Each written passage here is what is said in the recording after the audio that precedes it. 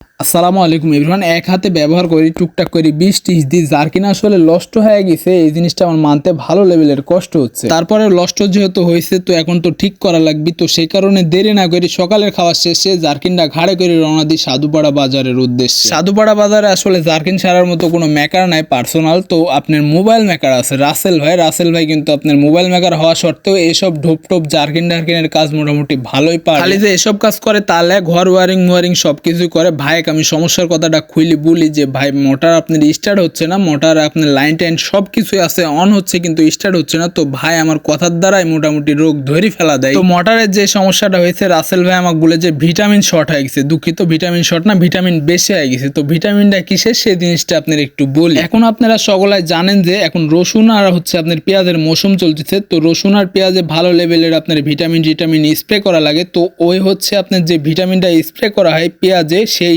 আপনার ভিটামিনটাই মূলত মোটরের ফিল্টার জাম করে ফেলা দিচ্ছে, যে কারণে মোটর স্টার্ট হচ্ছে না। লাইনম্যান সবকিছু ঠিকঠাকই হচ্ছে কিন্তু স্টার্ট হচ্ছে। আমার জারকিন খানের কাজ করতে করতে আর একখান ভ্যান চলে আসে। তো এই ভ্যানটা হচ্ছে আপনার ওয়ারিং এর সমস্যা হয়েছে। তো রাসেল ভাই বলি ভাই আপনি আগে ভ্যানটা বিদায় করে তারপরে আমার কাজখান ঠান্ডা মাথা থেকে এবারে নিখুঁত করে দেয়। রাসেল ভাই নাট বল্টু খুলে একেবারে ফিল্টার মিল্টার বার করে আপনার তেনা মেনা ডইলি পরিষ্কার করে একেবারে নিখুঁত ভাবে সারতে লাগে। আর আমি দেখতে থাকি মনোযোগ সহকারে, কারণ এর আগে আমি কখনো এভাবে মোটর সারা দেখিনি, বা মোটরের ভিতর যে এত পার্সপাতি থাকে এটাও ভাই আমার জানার বাইরে টোটালি। আলহামদুলিল্লাহ দীর্ঘ 40 থেকে 45 মিনিট খাটাখাটনির পরে আমার মোটরটা সারা হয়ে যায়। তারপরে সুন্দর করে রাসেল ভাই আবার সেট আপ দেওয়া দেয়। তো সেট আপ দেওয়ার পরে আমি জারকিন ডালে চলে আসি টিউবওয়েল পাড়ে একটু পরীক্ষা করব, সেই কারণে যাই হোক অবশেষে আলহামদুলিল্লাহ মোটরটা সারা হয়, যে কারণে আমার মনটা খুবই ভালো লাগে।